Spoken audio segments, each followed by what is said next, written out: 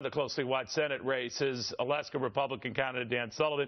We did put out a call to his incumbent Democratic opponent, Senator Mark Begich, who's not available. Hope springs eternal, as I always say. We hope to get him. Dan, in the meantime, this is getting to be a horse race now. Is the economy the issue up there? I mean, there's all this mud throwing back and forth with you guys, but how would you describe it? You know, Neil, I think it's what Professor Sabato was talking about.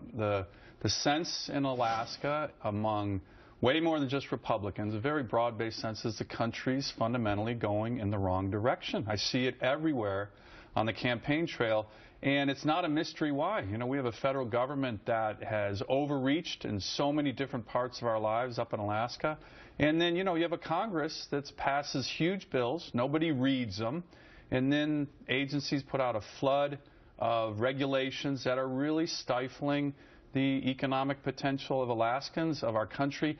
But I do think there's a sense, though, that we can turn things around. And one area that's really important we need to seize is the area of energy. You know, we have huge opportunities in this country, in Alaska, the world's energy superpower again, which would benefit this country tremendously. What we need is a federal government that is a partner in seizing that opportunity, not an obstacle, and right now they're clearly an obstacle. Well, what do Alaskans say? They also have one of the most beautiful states in the country, as you know. And oh, so absolutely. It's wonderful. And they say, we want to protect that. We don't want to compromise that. What do you say? Well, look, you know, Alaska has a great record of doing both, of developing our resources responsibly and protecting our environment. Well, you might, but they also remember the Valdez incident, and they say, well, you know, outside interests can destroy our beauty. Well, look, I mean, again, most Alaskans live there. We're the last people who want to soil our own nest, right? We have the highest standards in the world with regard to protecting the environment, but it's very important in terms of jobs, in terms of the economy.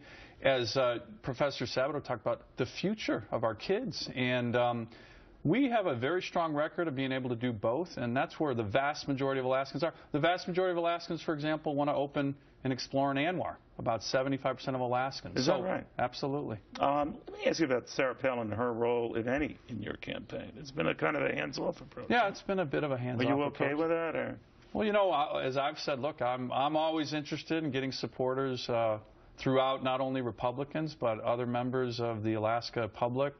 But you're not a Tea Party guy, per se. Well, you know, I was Governor Palin's Attorney General. That's so right. I worked closely with Governor Palin. And, would you describe yourself as a Tea Party? Well, you know, if the Tea Party is about less government, more freedom, fighting the federal government's overreach into our lives, taking care of veterans, which is a lot of what Tea Party members are, that's my record in Alaska as Attorney General, as the Commissioner of Natural Resources. But your state is famous for getting nasty in battles, and your opponent is already, I think in one case in a series of ads, I think, trying to connect you to a nefarious character, but back and forth.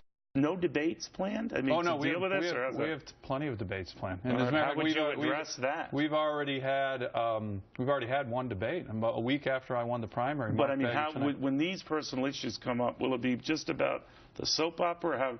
How do you deal with that, and how will he counter that? Well, look, one of the things that we're very focused on in our race is, you know, you mentioned the Democrats, Mark Begich, Harry Reid, have been purely negative. We've been running a campaign that's focused on the big issues, the future.